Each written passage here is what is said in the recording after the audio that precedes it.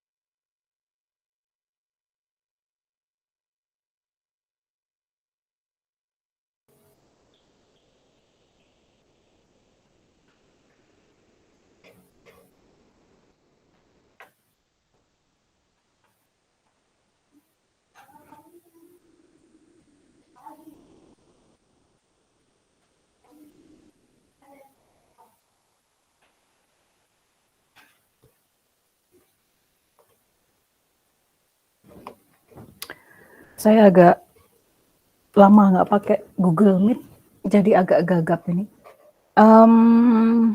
Gimana caranya saya supaya bisa dapat daftar partisipan di sini? Oh, ini ada gambar orang. Oke, agak-agak gagap. Udah lama saya nggak pakai Google Meet. Baik, selamat pagi semuanya. Assalamualaikum warahmatullahi wabarakatuh. Pagi ini kita akan mulai kuliah kita. Suara saya aman ya? Aman, Bu. Aman, Bu. Oke. Kenapa kayak pakai Google Meet nggak pakai Zoom? Karena saya lupa untuk booking link Zoom ke TelU. Beneran lupa. Weekend kemarin sibuk ngurusin workshop terus oh iya lupa ya sudah pakai Google Meet aja. Materi hari ini nggak banyak, hanya akan membahas tentang pentingnya efisiensi algoritma. Judulnya itu. Slide dan lecture note sudah ada di LMS. Silakan download dari sana. Kita akan banyak ngobrol hari ini, diskusi. Nggak ada hitung-hitungan yang susah. Kita akan lebih ke bagaimana menggunakan logika. Jadi saya ingatkan lagi, ini adalah pertemuan pekan kelima. Nah, jadi kita tinggal sisa 3 minggu sebelum UTS ya. 5, 6, 7, setelah itu nanti kalian UTS. Nah, sisa 3 pekan ini kita akan membahas tentang efisiensi dari algoritma. Bagaimana cara menghitungnya. Jadi ada 3 pertemuan ya yang membahas tentang efisiensi algoritma. Ya dimulai dari pertemuan hari ini. Nanti pertemuan minggu depan dan minggu depannya lagi, nah akan mulai lebih detail tuh ke bagaimana formula untuk ngitung efisiensi, satuan yang dipakai apa, gimana cara ngitungnya, gimana cara mengukur efisiensi algoritma gitu ya. nggak ada yang rumit insya Allah. Hanya butuh ketelitian saja. Baik, nanti setelah saya akan menjelaskan dulu selama kurang lebih mungkin waktu yang saya butuhkan paling lama mungkin cuma 1 jam. Setelah itu kita akan bahas isi LMS ya. Kalau misalnya kalian ada yang mau ditanyain nanti ya. Saya akan mulai kuliah dulu.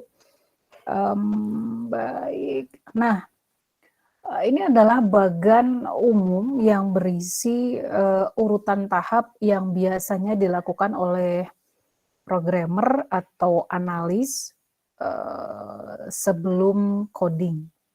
Jadi dimulai dari memahami masalah yang sedang dihadapi. Tekan, wait saya kasih ini.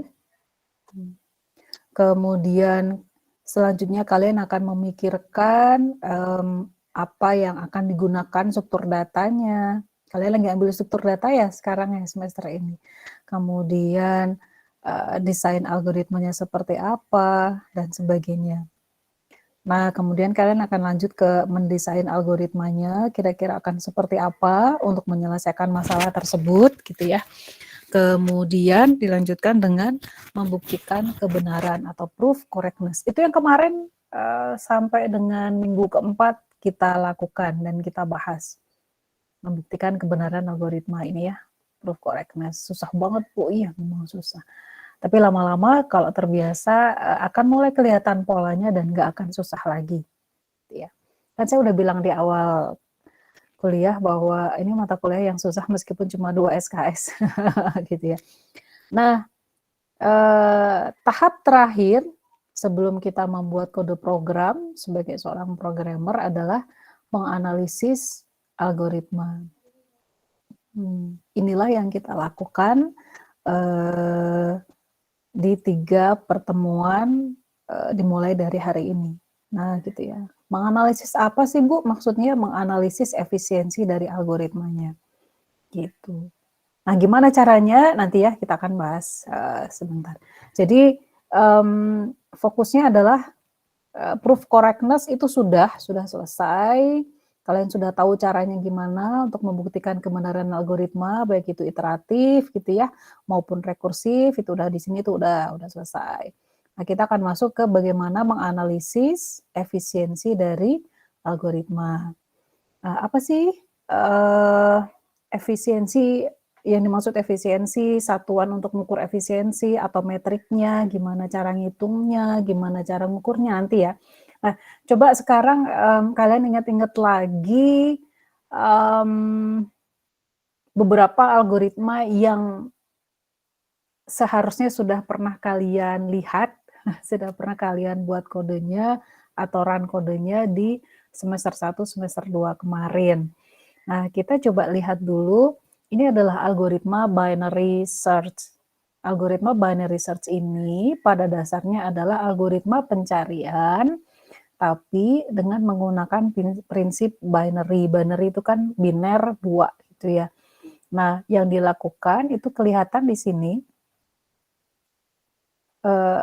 Kita akan melakukan pencarian terhadap X adalah bilangan tertentu, kita akan mencarinya di suatu array, array-nya yang mana ini?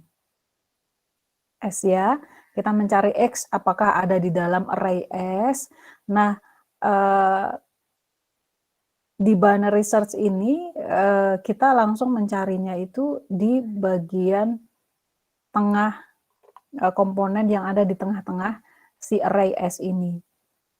Jadi kita langsung lompat gitu ke tengah-tengah. Nah, Nah, kalau misalnya ketemu, oh berarti sudah. Kalau enggak, maka kita akan mencari di bagian array yang kecil. Sebentar saya gambarkan dulu array-nya ya. Misal saya punya array, komponen array seperti ini. Daripada saya gambar kotak-kotak, mending saya gambar gini aja ya, nulisnya gini. Setiap garis bawah ini merepresentasikan komponen array.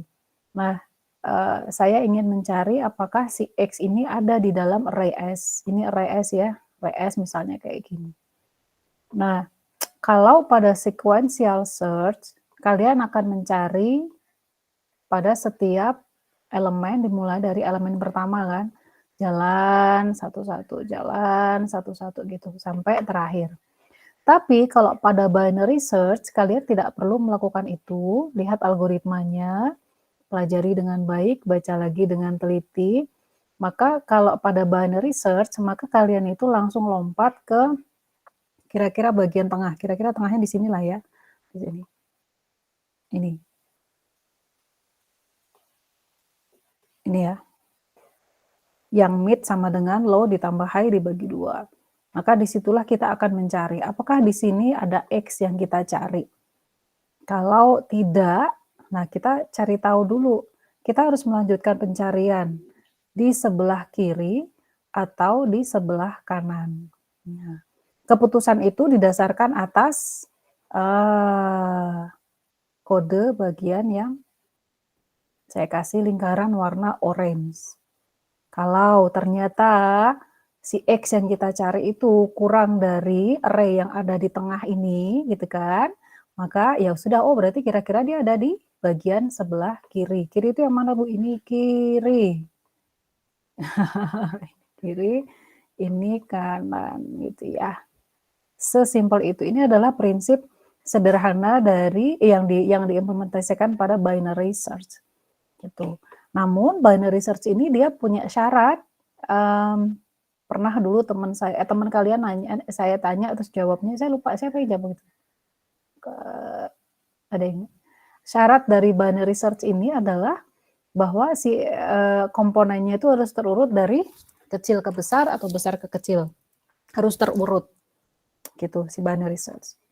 Nah, saya punya gambar berikutnya. Misal kalau saya punya array berukuran 32, jadi elemennya itu ada 32, maka kalau saya mencari X, apakah X ini ada di dalam array gitu ya, maka pencarian pertama itu akan saya lakukan pada komponen array yang ke-16. 32 dibagi 2 kan, jadi 16. Saya akan nyari di tengah-tengah dulu. Ketemu nggak di situ? Oh, ternyata enggak. Kalau nggak ketemu, ternyata si X ini lebih gede daripada S yang ke-16. Berikutnya saya akan nyari di elemen ke-24.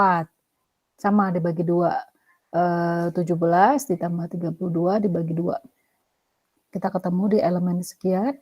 Berikutnya seterusnya ini adalah nomor elemen di mana kita akan mencari. Lihat, kalau ternyata si X ini yang kita cari itu ternyata nggak ada, jadi ternyata nilainya lebih gede dari semua nilai yang ada di array. Saya ulang baik-baik, saya ulang ya, dengarkan baik-baik. Misal si X ini yang kita cari, ternyata nilainya itu lebih besar dari semua bilangan yang ada di array, maka nggak akan ketemu kan? Nggak akan ketemu. Tapi lihat jumlah pencariannya ada berapa tuh? Cuma 1, 2, 3, 4, 5, 6. Saya cuma butuh melakukan pencarian terhadap 6 elemen array ini saja. Kalau pada sequence, saya ulang ya, kalau pada binary search, jika X yang kita cari lebih besar nilainya dari semua nilai yang ada di array tersebut, maka dari ilustrasi yang saya perlihatkan di bawah, saya hanya perlu melakukan pencarian sebanyak 6 kali saja.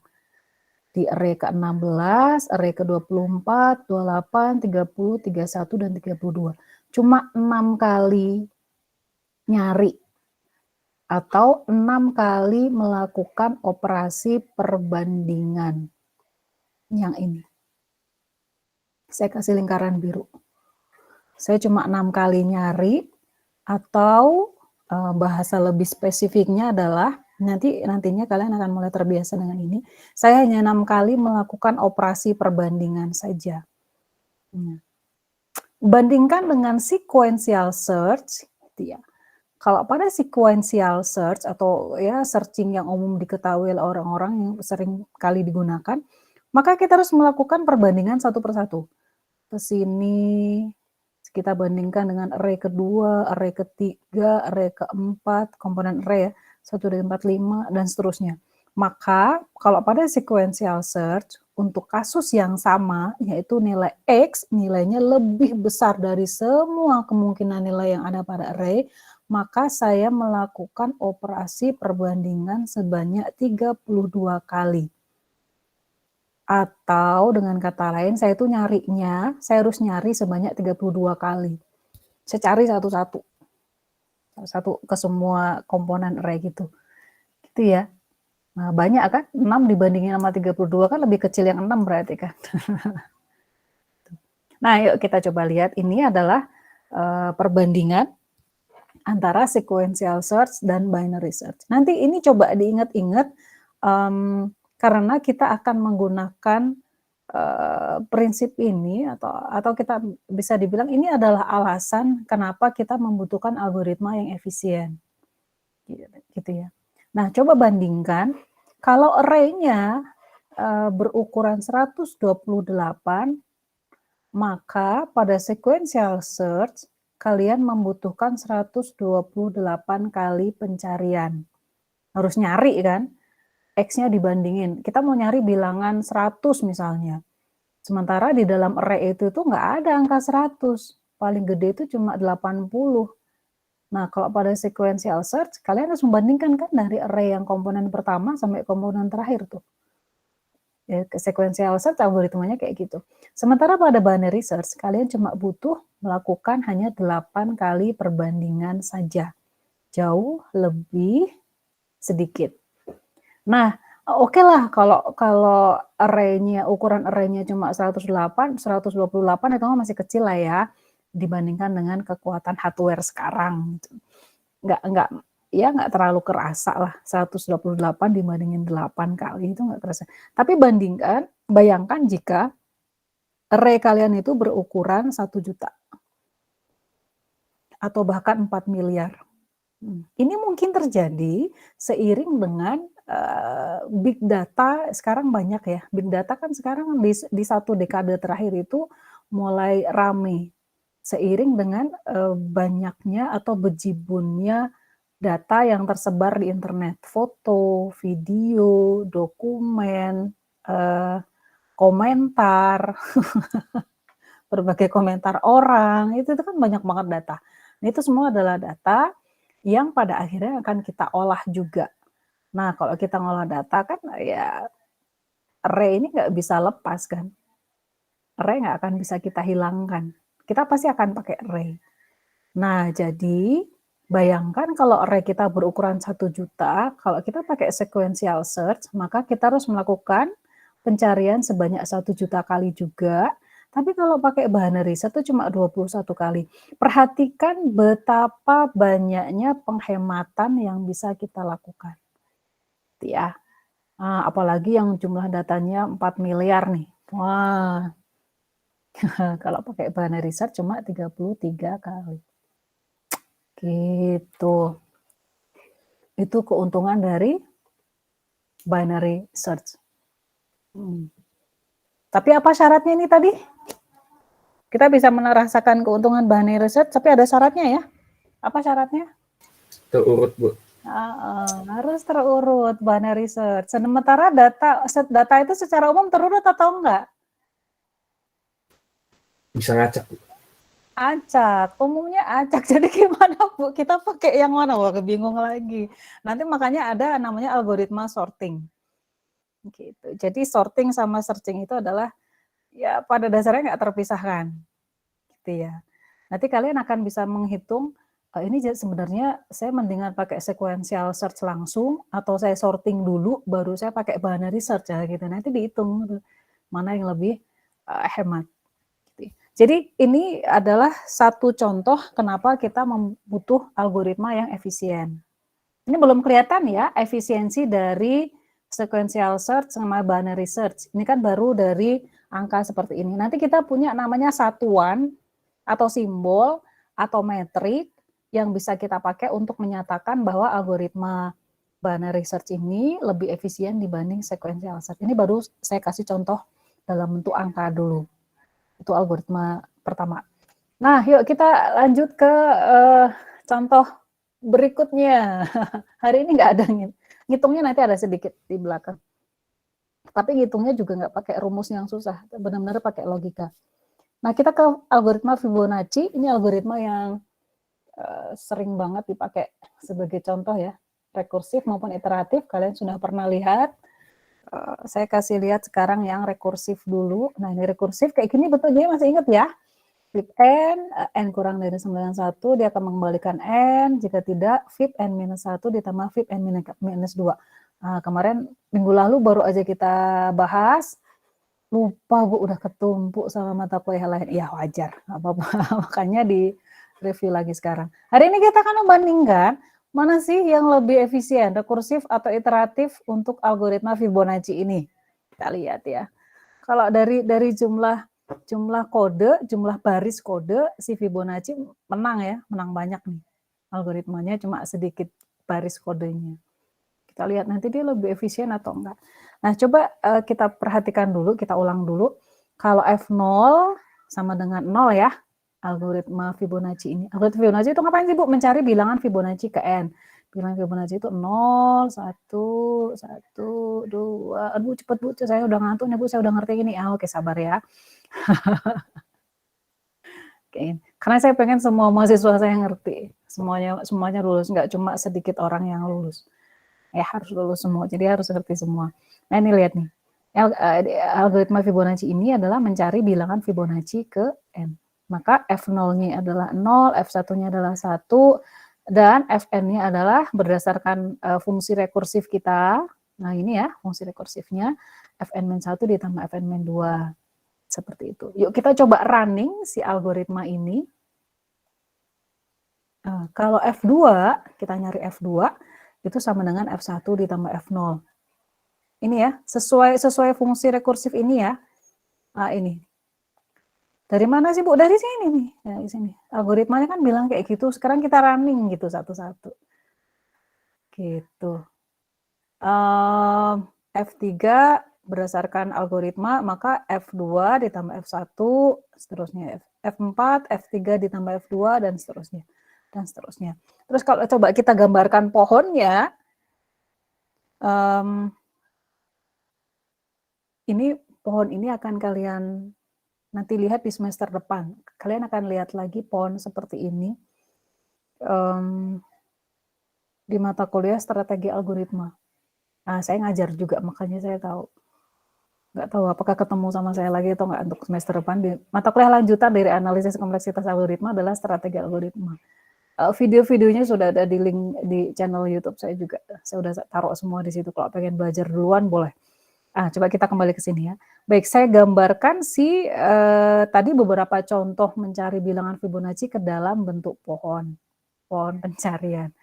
Misal kalau saya pengen nyari Fib 5, berdasarkan algoritma rekursif yang ada di layar kalian, maka Fib 5 ini adalah hasil penjumlahan dari F4 dan F3 kan? F4 dan F3. F4 dihasilkan dari Fib 4, F3 dihasilkan dari Fib 3. Ini nih. Sini dan sini, ya kan? 3. Sementara berdasarkan fungsi rekursif itu juga, si Fib 4 ini, si Fib 4 ya, didapatkan dari Fib 2 ditambah Fib 3 kan? Nah, ini nih, ya kan? Fib 4 itu didapatkan dari Fib 2 tambah Fib 3. Kan rekursif. Rekursif kan dia manggil terus kan? Fib 2 tambah Fib 3. Fib 3 hasil penjumlahan dari Fib 1 ditambah Fib 2. Ini kan rekursif itu kayak gini tuh, dia akan jalan terus sampai ketemu basis. VIP2, penjumlahan dari VIP0 tambah VIP1, ini juga VIP2, VIP0 tambah VIP1, VIP3 itu hasil penjumlahan dari VIP1 dan VIP2, VIP2, VIP0, VIP1. Nah, karena sudah nyampe basis, ini yang basis ini ya, saya kasih tanda cek pakai merah, ini basis nih. Kalau udah sampai di sini dia berhenti. Berhenti kan? Inilah algoritma rekursif. Visualisasi dari algoritma rekursif seperti ini. Semua tadi ini ngapain sih Bu? Nyari VIP5. Kita nyari VIP5. Inilah yang terjadi di dalam algoritma rekursif Fibonacci ini. Coba, ada berapa proses yang terjadi? 1, 2, 3. Kita manggil fungsi kan ini kan ya? 4, 5, 6, 7, 8, 9, 15 pokoknya. 11, 12, 13, 14, 15 ya. 15 kali fungsi tersebut dipanggil. Oh, ini memanggil fungsi kan, VIP kan? Manggil fungsi. Saya 15 kali memanggil fungsi VIP N untuk mencari nilai dari VIP5. Banyak ya? Banyak ya? Yuk, saya tunjukin di sini. Kalau saya nyari VIP5 tadi, saya memanggil fungsi tersebut sebanyak 15 kali ini. Contohnya di sini, visualisasinya.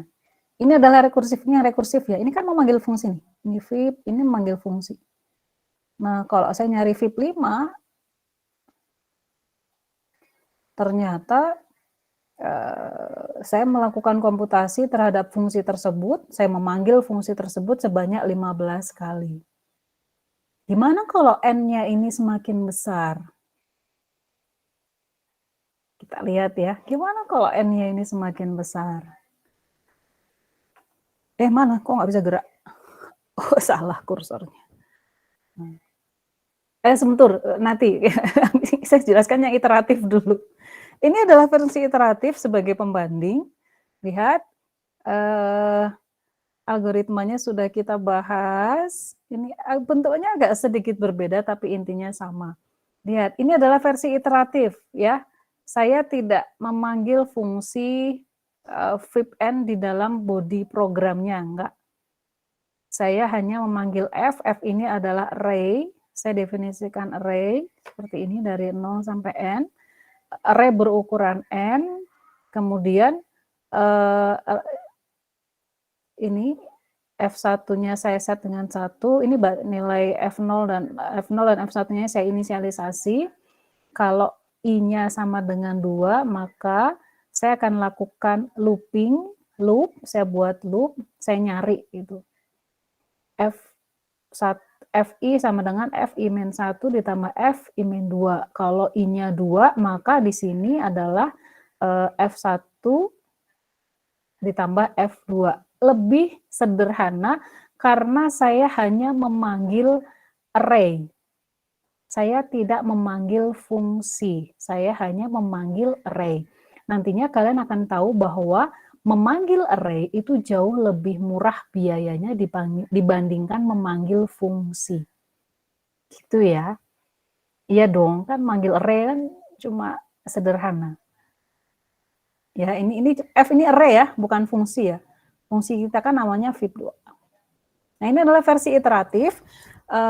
Nantinya kalau di semester depan di kuliah strategi algoritma kalian akan mengenal bentuk seperti ini di pendekatan pemrograman dinamis atau dynamic programming. Nanti itu semester depan.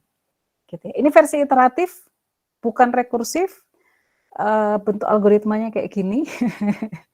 Dan kita menggunakan pendekatan dynamic programming. Gitu ya, ini yang tadi rekursif, sekarang iteratif. Nah, coba kita lihat, kalian bandingkan di sini, di layar ini, ayo yang ngantuk, segera bangun, cipratin air ke mukanya. Ini adalah perbandingan waktu eksekusi,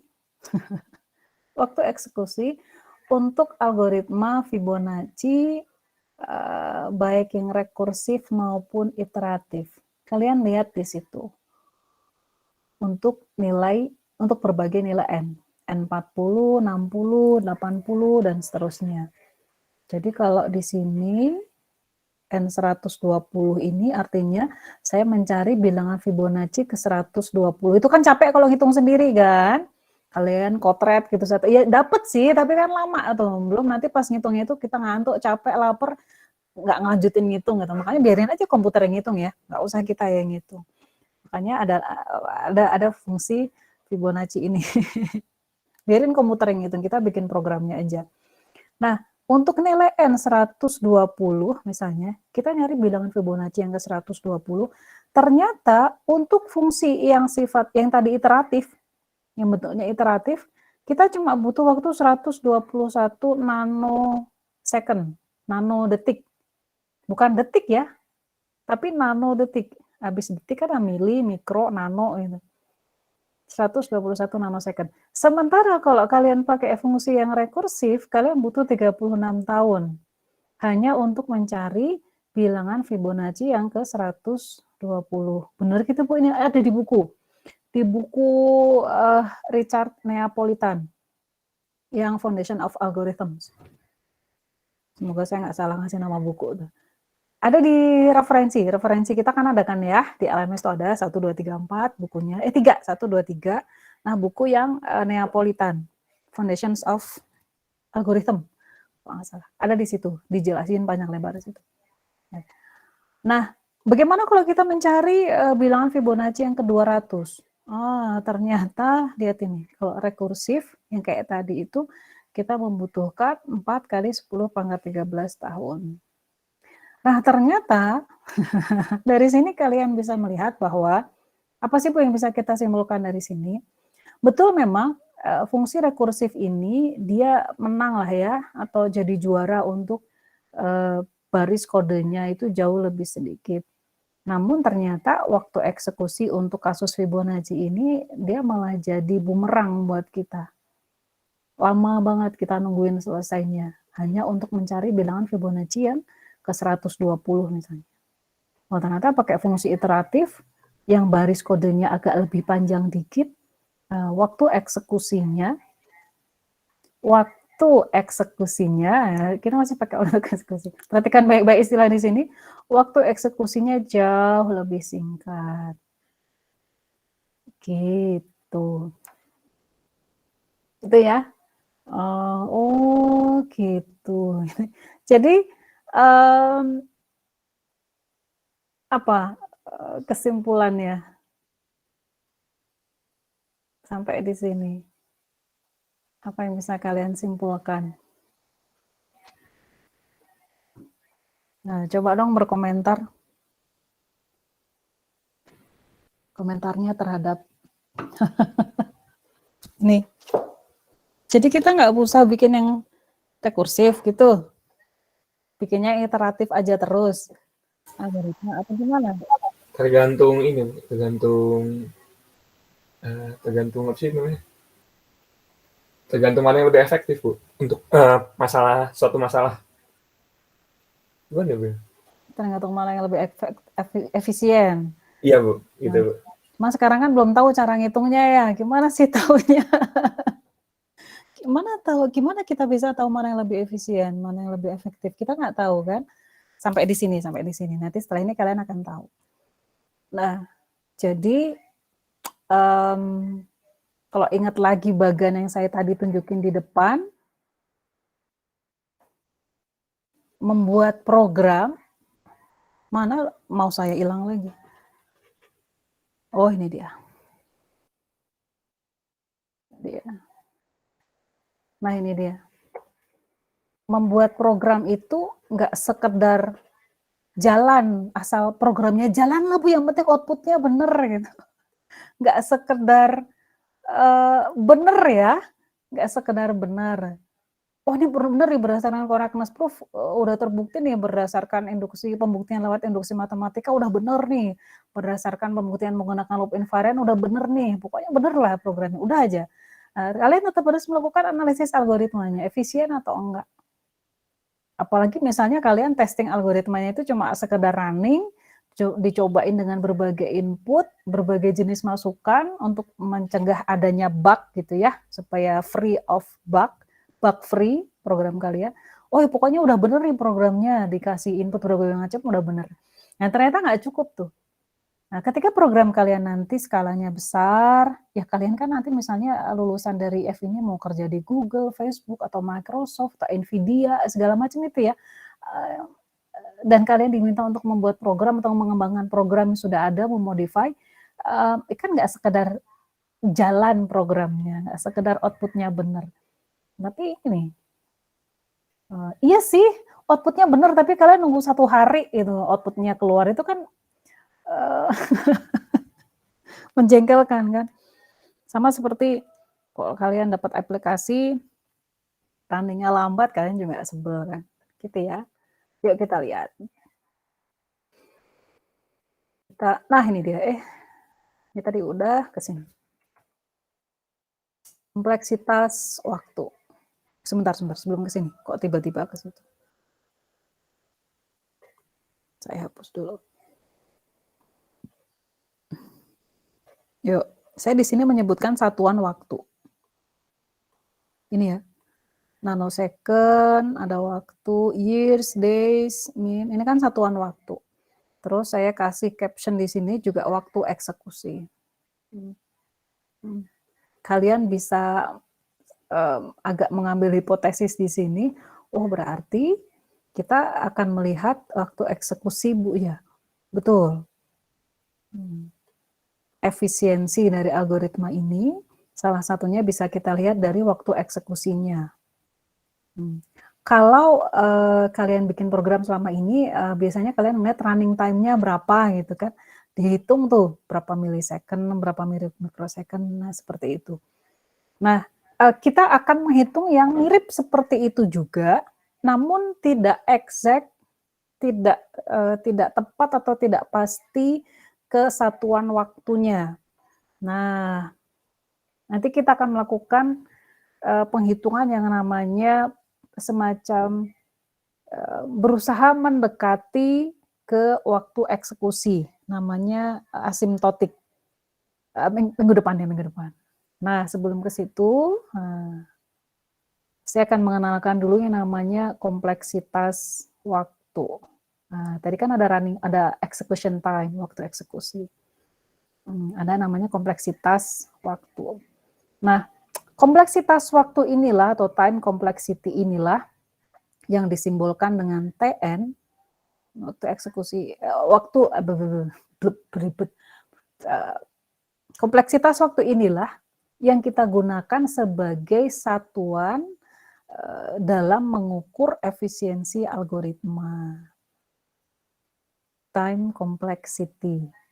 Kompleksitas waktunya seperti apa? Gitu.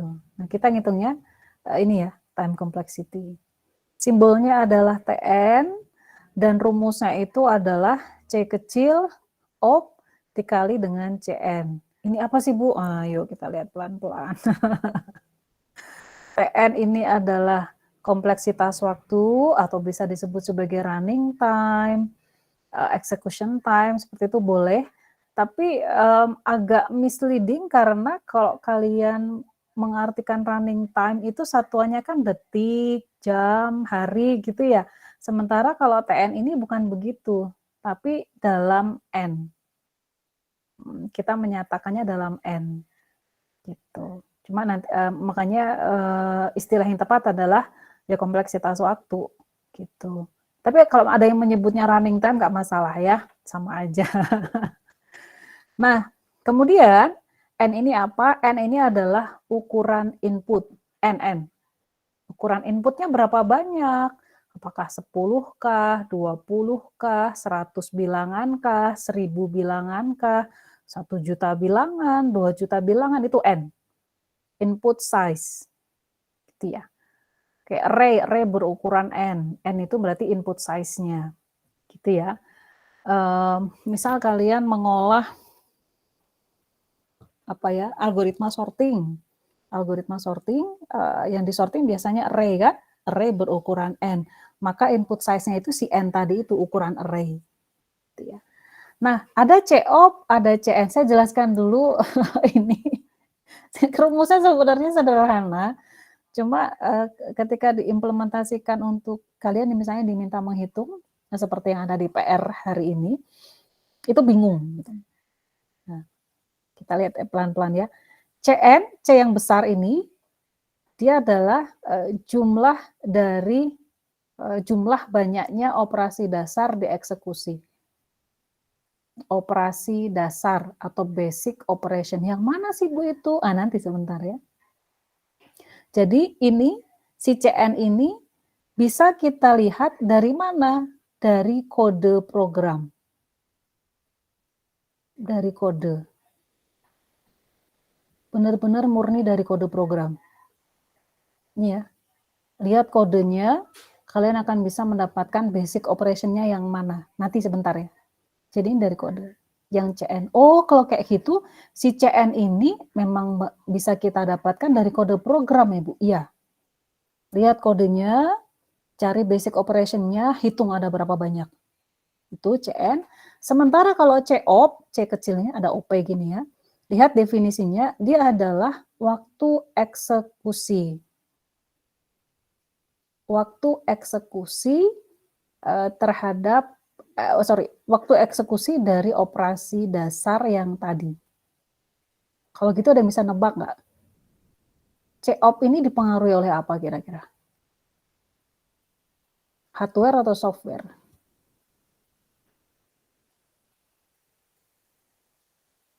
Waktu eksekusi. Kalau saya bilang hardware, benar nggak? Atau software?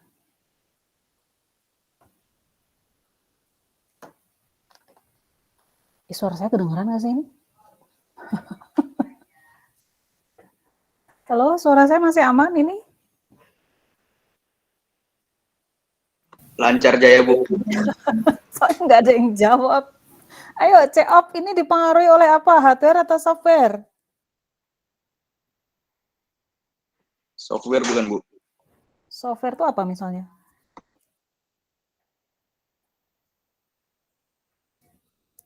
Mungkin RAM Bu. RAM. Tahu, tapi. RAM itu software atau hardware? Hardware kan? Iya. RAM hardware. Udah kalian belum belajar sistem operasi ya? Nanti di tingkat berapa tuh operating system?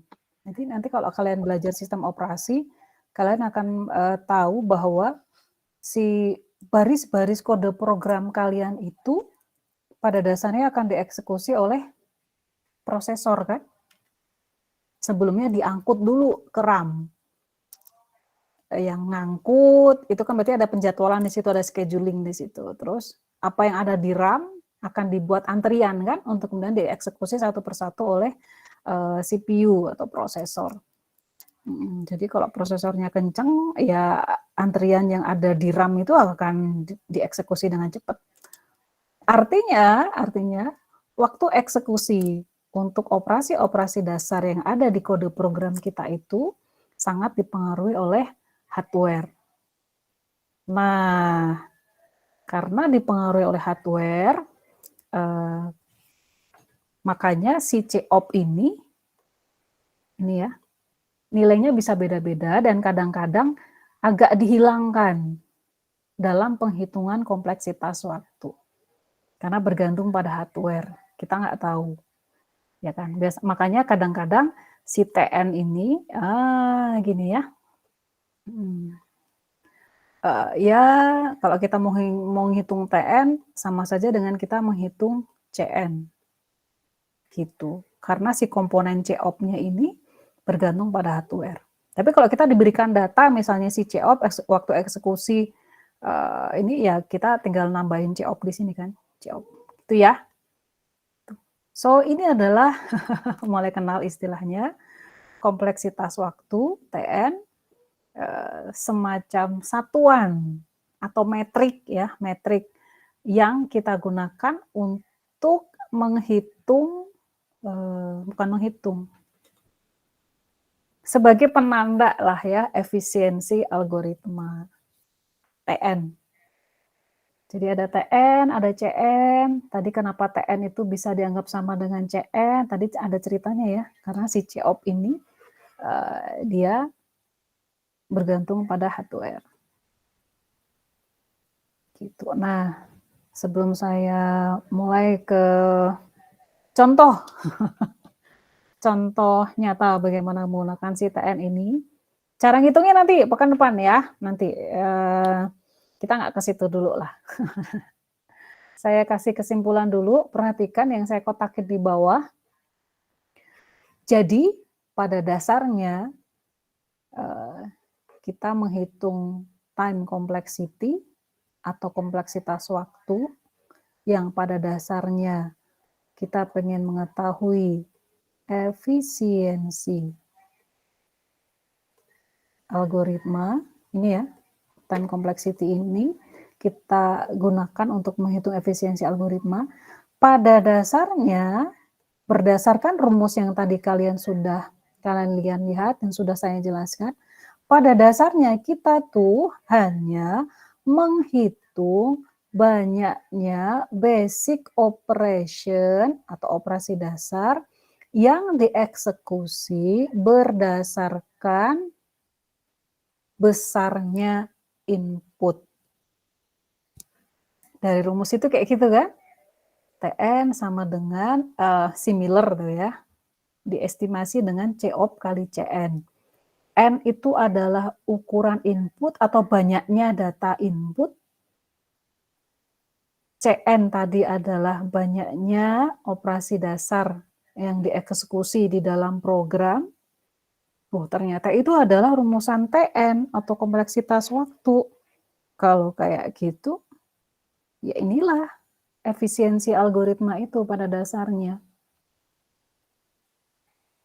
Kita menghitung banyaknya operasi dasar yang ada di dalam algoritma. Gitu. Nah, operasi dasar ini kan dia sangat bergantung pada ukuran input, berapa banyaknya data yang kita proses. Kayak misalnya tadi tuh, kalau N-nya 100, kita bisa menemukan bilangan Fibonacci ke 100 itu butuh berapa lama. Kalau N-nya 1000, maka kita bisa menentukan bilangan Fibonacci ke 1000 itu butuh berapa lama, kayak gitu. Ini kompleksitas waktu. Gitu ya. Ada yang bingung? Sebelum saya ke contoh.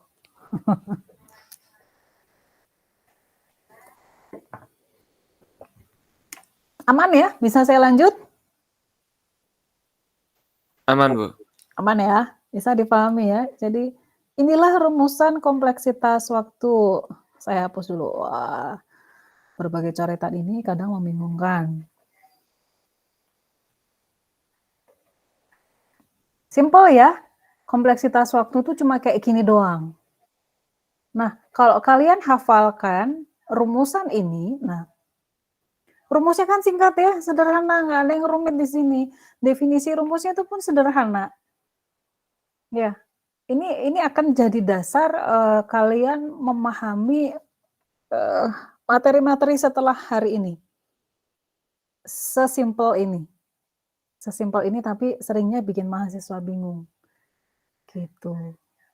Jadi rumus yang dihafalin itu cuma ini doang. Ini doang nih. TN.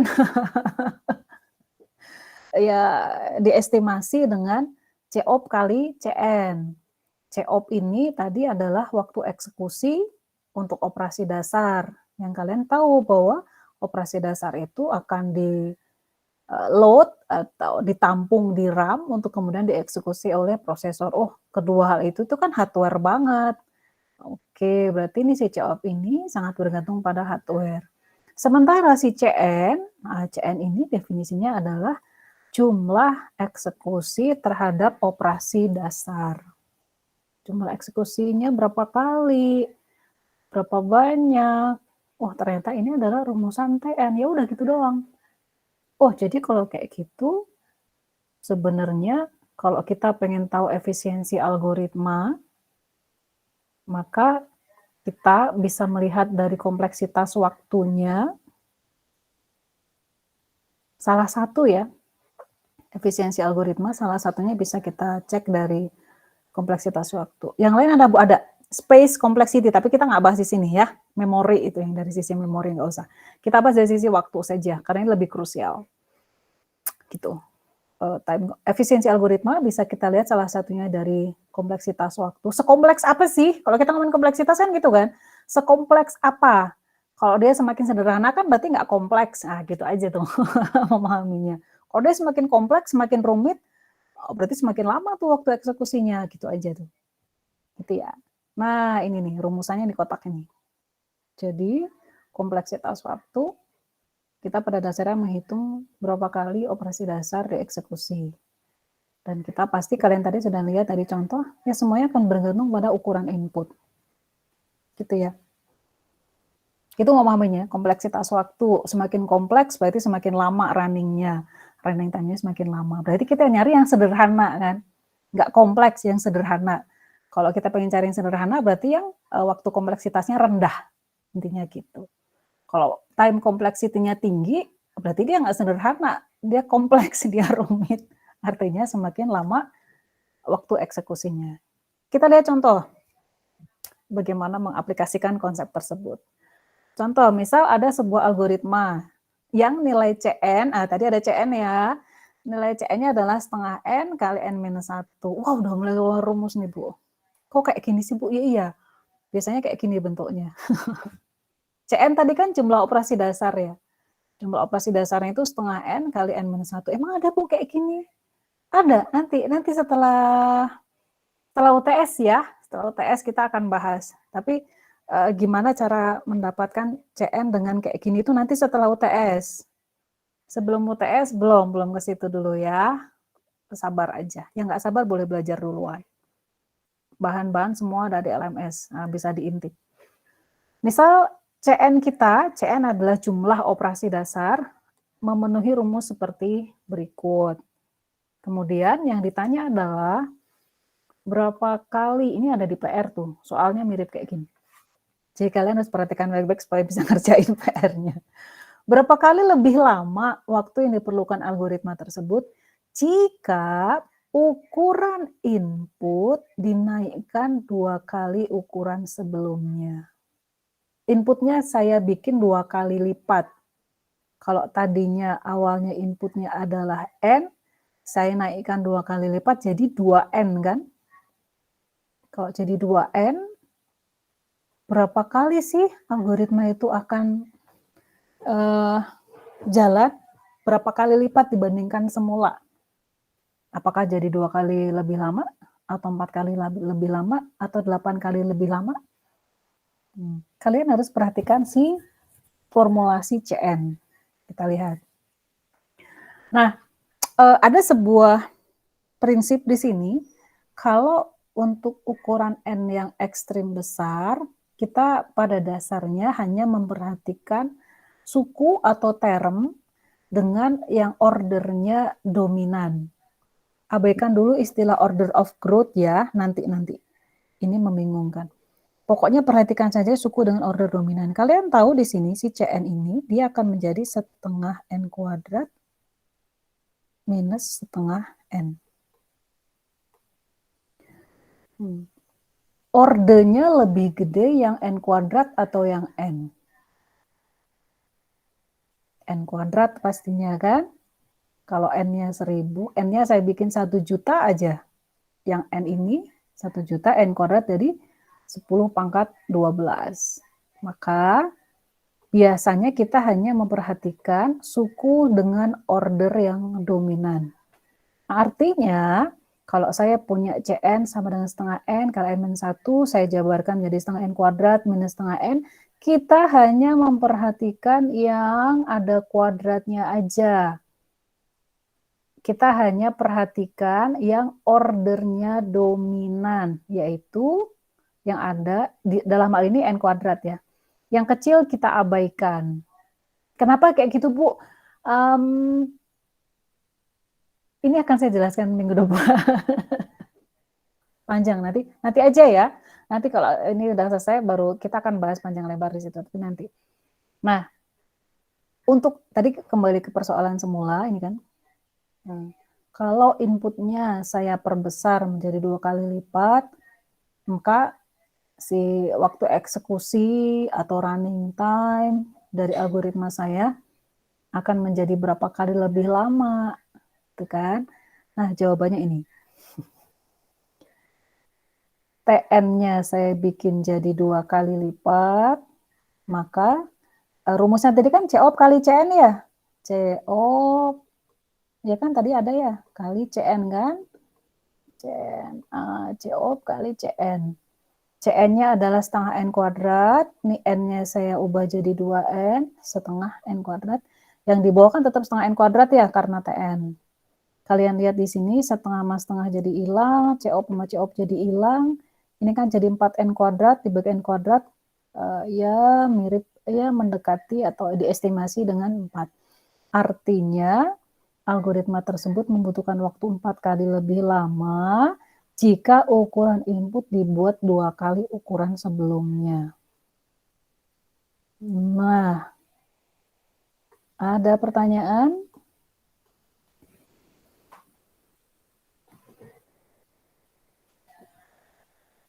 Ini salah satu contoh penggunaan dari efisiensi algoritma. Kalau saya punya CN yang rumusnya atau formulasinya itu sekian, ini saya sebut dengan CN-nya ini kuadratik. Kuadratik.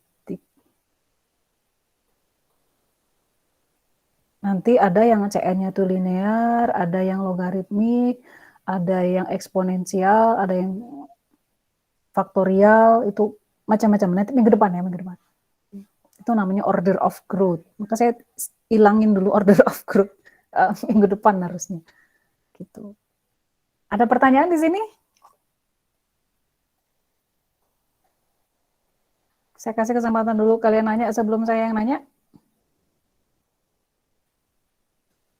Saya tanya ya. Siap-siap. Yang namanya muncul di sini. Perhatikan dulu pertanyaannya. Kenapa di sini saya tulisnya 2N? Gayu. Halo Ibu. Kenapa 2N tuh, Gayu? Soalnya kan yang dicari T2N ya, Bu. T2N, jadi sini jadi 2N ya. Oke. Iya. Oh, berarti. Saya ngecek aja kalian tuh merhatiin atau enggak. Dan kalaupun kalian merhatiin, kalian ngerti atau enggak. Gitu ya. Ini jangan bingung ya, nanti ada problem berikutnya yang agak berbeda dengan yang sekarang. Nah, bisa ya dipahami ya, ini gampang banget. Kadang-kadang, kalau kalian lihat di sini, si setengah ini kan nggak ada efeknya ya, bisa saya coret kan. Ya kan? Jadi kadang-kadang nanti kadang yang kita lihat itu dari nilai CN itu biasanya cuma ininya doang nih. Si ordernya saja. Si konstantanya kita abaikan. Karena kalau kalian lihat di sini, kalau kita pengen tahu berapa kali lipat sih kenaikan atau penurunannya, si konstantanya ini kan nggak ngefek kan. Nanti kalian akan tahu ada namanya si temannya si N kuadrat tadi itu ada log N, ada N kuadrat, namanya order of growth. Ada N pangkat 3, dan seterusnya. Paling gede itu yang N faktorial. Kita sangat menghindari membuat algoritma yang order of growth-nya itu faktorial. Nah, biasanya orang-orang bikin program itu kayak gini. Kalau yang N kuadrat itu, kalau yang loop-nya cuma 1, itu biasanya ordernya itu adalah linear. Kalau loop-nya ada 2, jadi di dalam loop ada loop lagi, biasanya ordernya itu adalah N kuadrat. Jadi kalian bisa nebak kalau N pangkat 3 itu kubik, itu biasanya yang loop-nya itu ada 3. Di dalam for, misalnya di dalamnya ada for lagi, di dalamnya ada for lagi itu ya. Itu ada 3 tingkat kayak gitu, itu si algoritmanya kompleksitasnya adalah n pangkat 3. Bisa nebak kayak gitu. Bisa ditebaknya kayak gitu. Jadi, kalau for-nya cuma 1, ya linear. Umumnya. Karena bisa jadi logaritmik. Terus yang for-nya ada 2, kayak algoritma sorting ya. Algoritma sorting kan biasanya kita pakai 2 kali loop tuh. Di dalam loop ada loop lagi. Ya gitu Bu, coba cari algoritma sorting, biasanya kayak gitu. Umumnya algoritma sorting itu n kuadrat. Tapi ada algoritma sorting yang kompleksitasnya itu n log n. Nah, kalian bisa nebak n kali log n. Log n ini lebih kecil dari n linear. N atau linear ini lebih kecil dari n kuadrat. Kompleksitasnya maksudnya ya lebih rendah. Artinya kalau n log n ini dia pasti akan lebih rendah kompleksitasnya dibandingin n kuadrat. Ada algoritma yang kayak gini, algoritma sorting yang kayak gini. Yang merge sort, nanti saya kasih lihat setelah ini. Gitu ya. Nah, nggak usah bingung dengan order of growth, itu nanti pekan depan. Itu salah satu pengen. Ini jadi inilah efisiensi algoritma. Kayak gitu ya. Kompleksitas waktu. Jadi kalau yang lain ngomongin efisiensi algoritma, ya pada dasarnya kita ngitung kompleksitas waktu. Time complexity. TN tadi ya. TN. Di mana algoritma TN, rumusnya TN ini adalah si COP kali CN. Udah gitu doang. Nah, CN ini, CNC besar ini adalah jumlah operasi dasar. Nah, biasanya salah satu contohnya kayak gini. Nah, nanti tuh kalian akan bisa ngitung juga kayak gini. Mencari CN sampai dapat rumus kayak gini. Wah, itu Bu ya. Excited atau semakin pusing? Biasanya mahasiswa semakin pusing. Tapi pegang kuat-kuat rumus, bukan rumus ya. Pegang kuat-kuat prinsip ini nih. Ini harus dipegang terus, nggak boleh hilang. Ini pada dasarnya adalah efisiensi algoritma tuh kayak gini nih, gitu doang. Efisiensi algoritma, ya gitu doang. Gitu ya. Yuk kita lihat ke kasus berikutnya. Problem kedua. Saya punya 2 algoritma sorting. Yang satu ribet ngomongnya. Insertion sort atau penyisipan, dan merge sort. Saya menduga kalian sudah kenal 2 algoritma sorting ini di tingkat 1, tapi kalau ternyata lupa atau waktu itu belajarnya kurang dalam, nggak apa-apa, googling aja, banyak banget di internet ya, untuk tahu algoritma ini kayak gimana. Nah, kita lihat formulasi CN untuk insertion sort adalah n kuadrat. Sementara untuk merge sort adalah n log n. Tadi udah ini ya, kalau merhatiin penjelasan saya di slide sebelumnya, oh ini Bu ya. Kayak gini. Sama-sama sorting, tapi si merge sort ini kompleksitas waktu atau efisiensi algoritma n log n.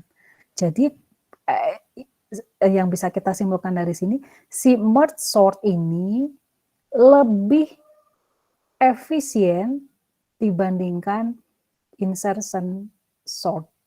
Dilihat dari rumusan ini nih, n kuadrat dan n log n. Kalian coba aja ngitung pakai angka yang gede misalnya. Kayak n log n ini akan kurang dari n kuadrat. Nilai n-nya 1 juta misalnya. Ya kan? Ini pasti akan lebih kecil. Jadi, beda tipis. Kalau angkanya kecil, iya beda tipis. Tapi kalau si n-nya besar, jutaan gitu, ini akan kelihatan mana efeknya. Baru kerasa kalau n-nya gede. Nah, biasanya memang si kompleksitas waktu atau efisiensi algoritma ini memang ditujukan untuk bagaimana kalau nilai n-nya itu bertambah besar.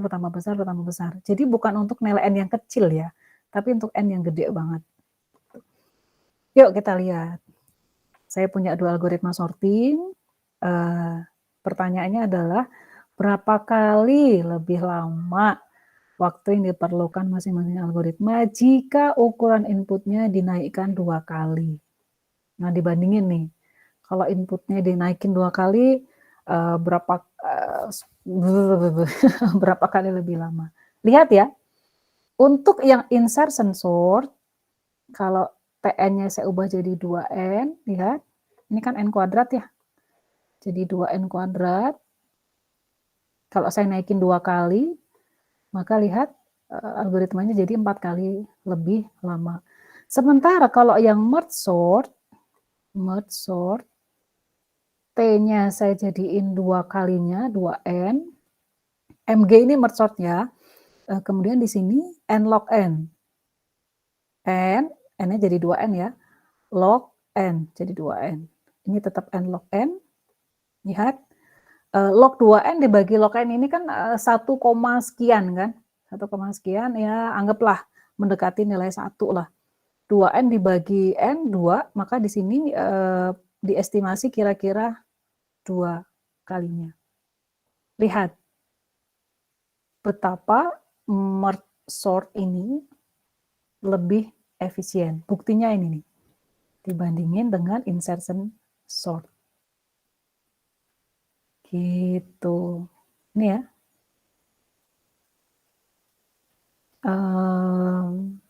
Ada pertanyaan? Kalau cuma ngitung gini mah bisa. Jadi dari contoh saya yang di sini, biasanya untuk PR yang ini hampir semua mahasiswa bisa. Cuma ngelihat, ya sekedar ngikutin rumusnya maka bisa. Gitu. Jadi PR hari ini tuh nggak susah. Kalian kerjakan dalam beberapa menit, langsung submit, selesai. Nggak usah nunggu sampai minggu depan ngumpulin ya. Karena PR-nya gampang banget nih, cuma 2 soal dan mirip-mirip kayak gini. Ada pertanyaan?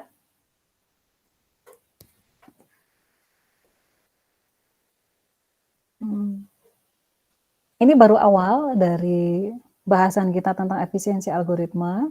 Nanti yang pertemuan-pertemuan berikutnya kita akan fokus ke bagaimana mendapatkan nilai CN. Ya, gitu ya. Kan saya kasih wrap up. Sebentar. Saya berhenti dulu. Ada pertanyaan dulu nggak? Tidak ada, Bu. Yang lain ada nggak? Belum ada kayaknya, Bu. Ada, Bu. Bisa ya? Gampang Masih ya? aman, Bu. Aman. Nah, saya mau kasih wrap up. Ini cara ngitungnya kan gampang ya. Tapi lagi-lagi saya selalu menekankan ke kalian, jangan kalau ngitungnya mah gampang lah, tapi ke konsep atau logika yang mendasarinya. Karena nantinya kalian akan mempelajari ini tuh di 2 pertemuan depan tentang bagaimana menganalisis dan bagaimana menentukan order. Apa tuh order? Udahlah, nggak usah. Saya mau wrap up dulu. Sebentar ya, saya hapus dulu. Saya wrap up di sini aja. Saya mau ngebungkus.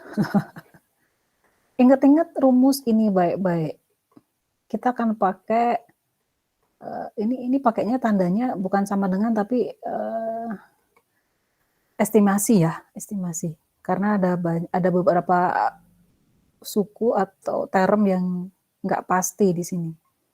CO kali CN.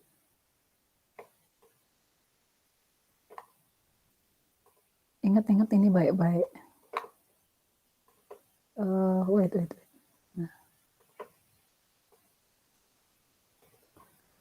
CO kali CN.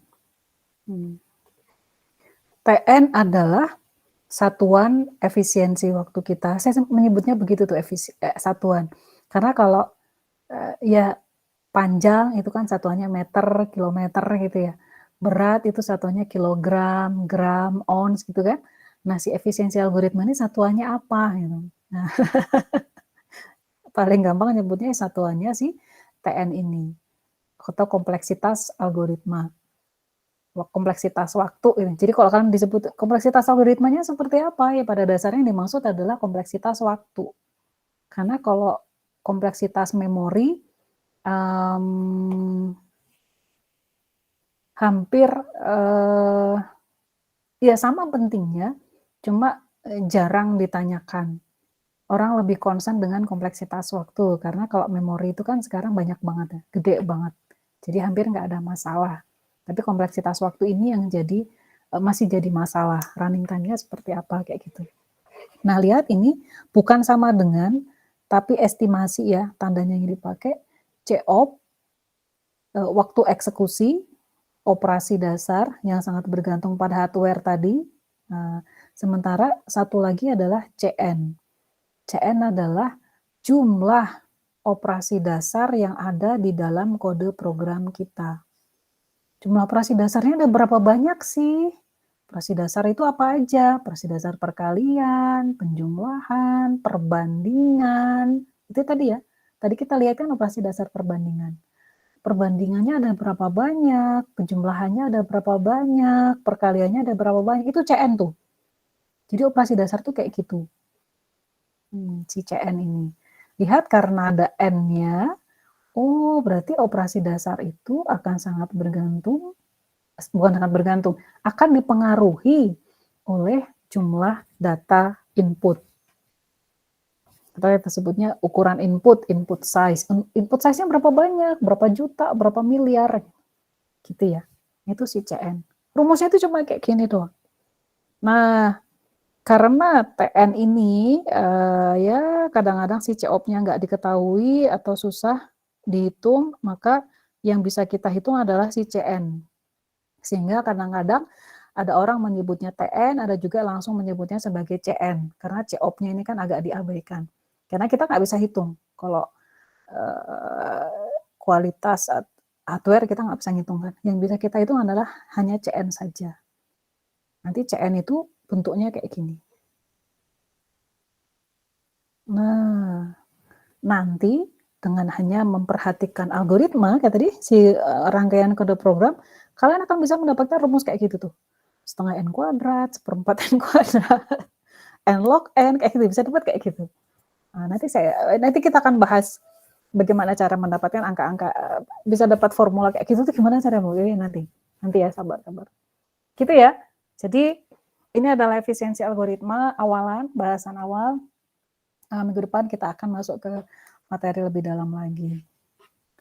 Jadi pesan saya, jangan lupakan rumus ini. Nah, rumusnya gampang banget. Dan definisinya, dia tuh ngapain sih? TN ini apa, COP ini apa, CN ini apa, gitu doang. Udah selesai materi hari ini, itu doang materinya. Materi minggu depan, kalau pengen tahu sudah ada di LMS, bisa dilihat slide-nya, bebas, belajar dulu. Saya senang kalau ada mahasiswa belajar dulu, terus nanya-nanya ke saya. Gitu. Nah, jadi supaya lebih dalam bahasanya gitu ya. Gitu. Ada pertanyaan? Kalau nggak ada, saya mau bahas LMS sedikit sebelum kita tutup kuliahnya. Kuliah kita hari ini nggak usah lama-lama. Ini 4409. Saya ada pertanyaannya, gampang ya. Yang materi hari ini ya Bu, gampang banget. Sekarang saya mau ganti. Ini dia.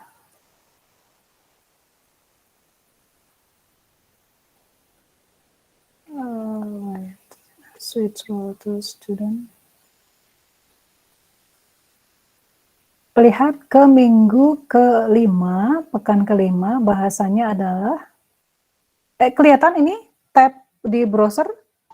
Terlihat, Bu. Terlihat, Bu. Kelihatan, oke.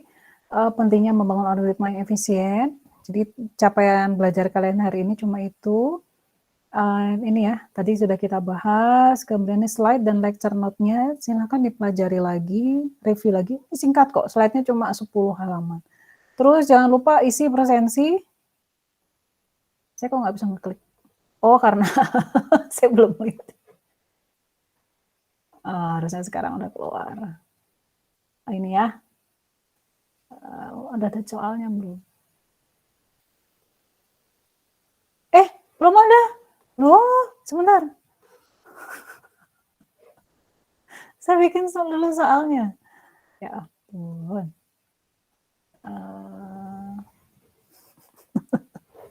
Lucu-lucu.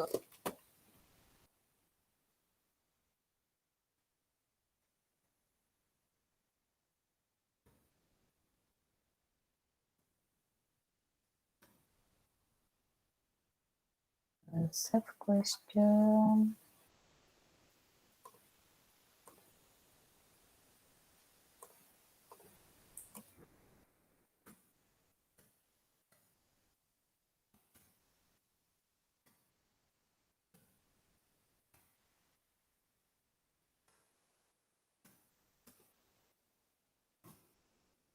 Ini ya.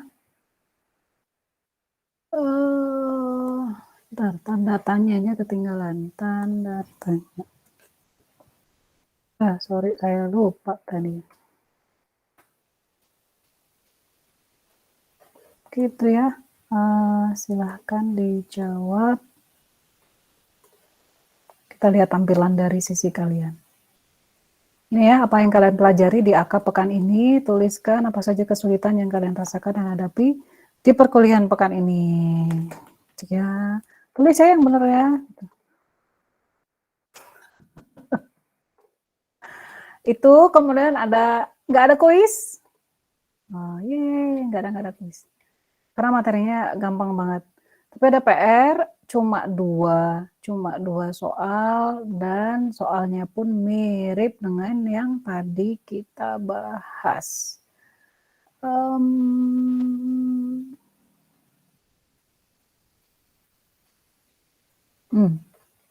Ya, ini agak dibikin rumit lah rumusnya dikit. Gitu ya. Nanti kita di pertemuan-pertemuan berikutnya saya akan kasih lihat algoritma macam apa yang dia tuh akar N kuadrat, N pangkat 3, 2 pangkat N gitu ya. Insya Allah begitu. Oke, itu PR untuk pekan ini. Kenapa sih susah dikasih PR? Ya kalau kalian cuma dengerin saya, bagaimana kalian meyakinkan diri kalian sendiri bahwa kalian paham? Oh, saya yakin banget. Oh, enggak. Justru assessment atau evaluasi seperti ini penting untuk kalian sendiri dan untuk saya juga. Saya pengen tahu kalian paham atau enggak. Gitu ya. Cuma 2, nggak usah dikerjain mepet-mepet. Ya kalau kalian ngerjain mepet-mepet, kalau ada problem, saya juga nggak bisa fixing ya, karena waktunya udah lewat. Gitu. Ya sudah, ada pertanyaan?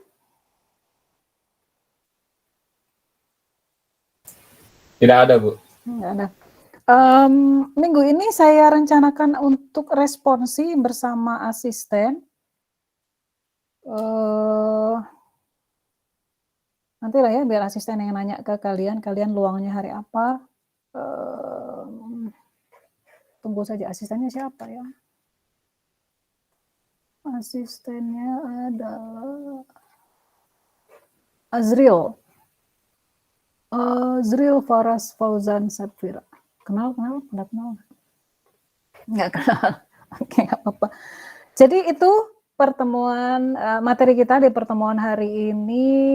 Kalau nggak ada pertanyaan, gampang ya. Kalian silahkan.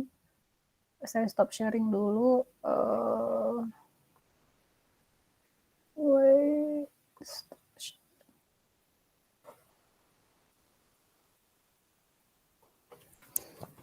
Baik, kita ketemu lagi minggu depan dengan materi yang lebih advance, lanjutan dari materi hari ini. Yang nggak sabar, silahkan belajar duluan dari materi yang ada di slide.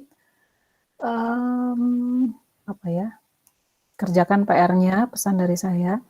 Jangan kerjain kerjain PR-nya mulai dari sekarang lah, di sela-sela waktu antar kuliah, kerjain PR-nya. Jangan mepet-mepet. Kalau kalian ngerjainnya mepet-mepet deadline, terus ada problem di LMS, saat upload atau problem yang lain, saya nggak akan bisa bantu karena waktunya sudah habis ya, gitu ya. Jadi yang di kelas ini tuh kelas 1 lagi ya, yang sempat kelewat ngerjain atau gimana, ya saya nggak bisa bantu karena udah kelewat gitu. Ada yang raise hand gitu? Bu mau nanya Bu, Oh ya, gimana? untuk responsi itu cuma minggu ini atau minggu-minggu selanjutnya juga ya?